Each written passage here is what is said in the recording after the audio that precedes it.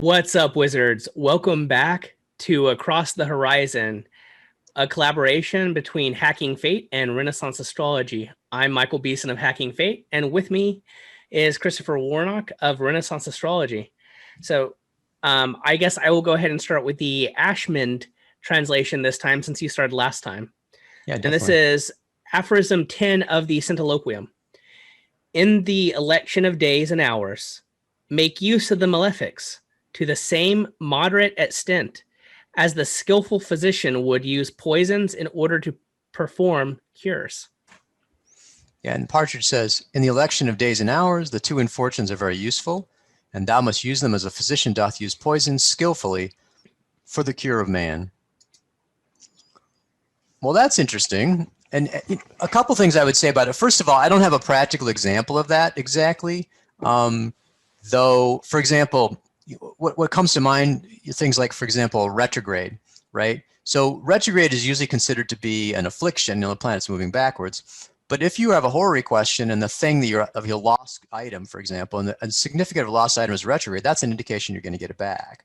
And so one of the things I would say about it is that there's this tendency to be very sort of binary, black, white, on, off, it's yes, no. It's really kind of, and what people do is good, bad, right? And so something's either really good and it's 100% good and it's good in all quantities, or it's bad and, and slightest bit of it is bad. And so people do that with Saturn. They'll be like, oh, but Saturn. And I'm like, well, like, for example, right now, Saturn's in Aquarius. So by day, he's dignified by sign and by triplicity. For a while, he was sign, triplicity, and term. It was plus 10. It was completely out of control. Plus Saturn in Aquarius. Aquarius is a much more benign sign, and that's a really good placement for Saturn. So, and Bonatti says in one of his, not exactly aphorisms. Are they aphorisms? Or it's considerations. Yeah, 146 aphorism. Considerations. 146 aphorisms. Considerations, whatever they are. But they're aphorisms.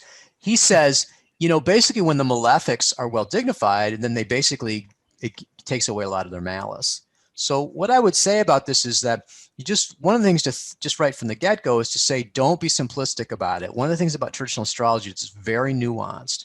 So, and people ask me that, let's say, what does the moon, the first house mean? I'm like, nothing. I mean, in and of itself, the moon, the first house doesn't mean anything. It's all in context. And in the context of it, even basically the malefics can be useful. So, I mean, for example, we were just talking about curse talismans.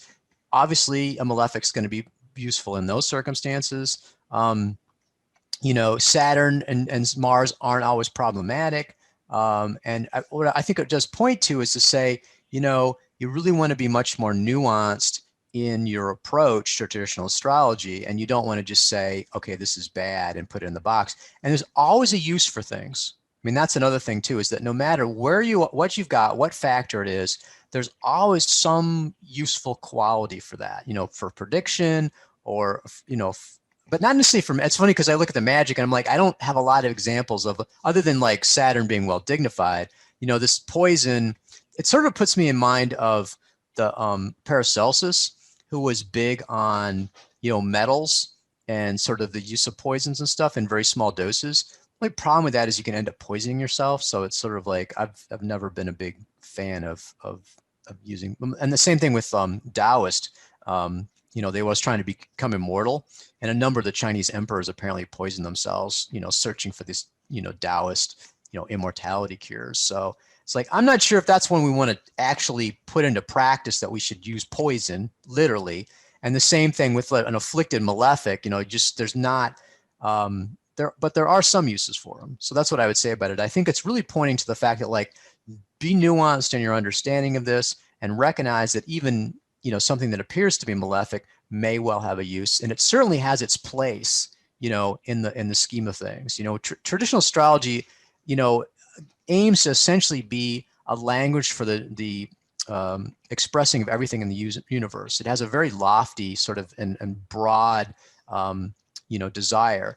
And so we need to be able to express the malefics. We certainly don't want to leave them out. And they have an important function.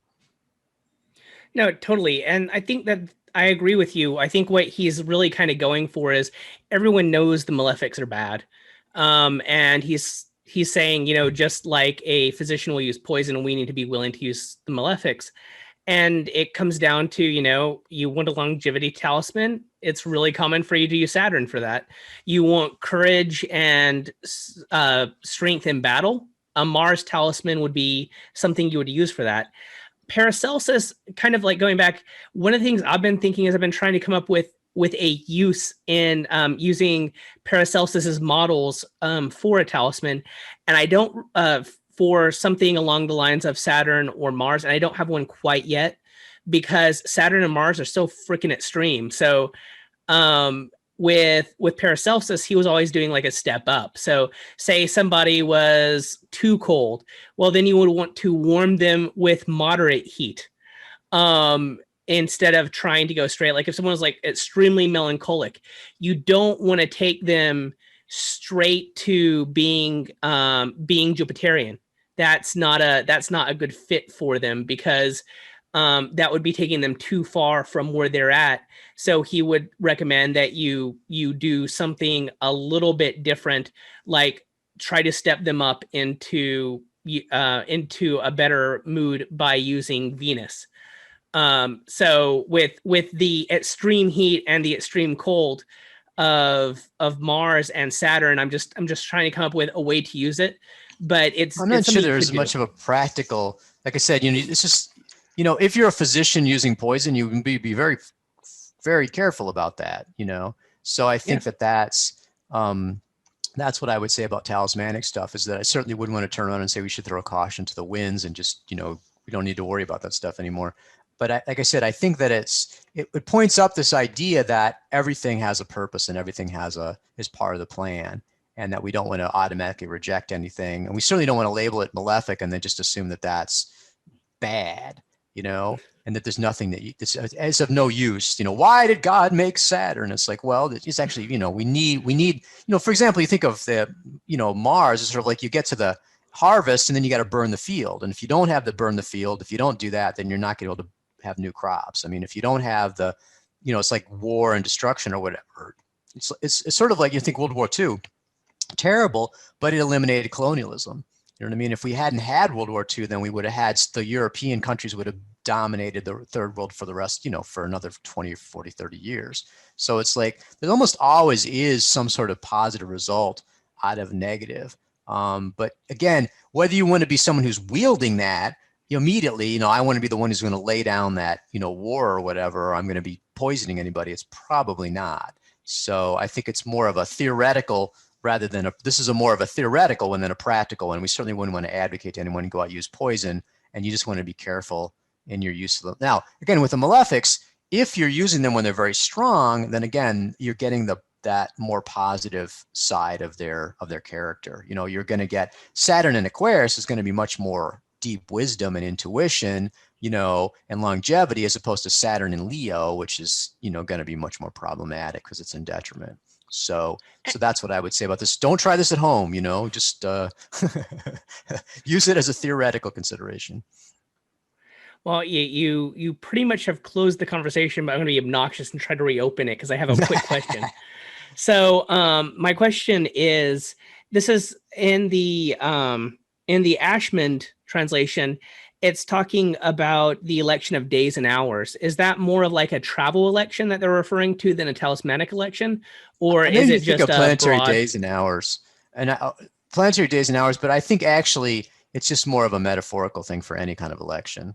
I think he's just using that in kind of a flowery sort of language as opposed to being technical about it. And if it was technical, I would be thinking more planetary days or planetary hours.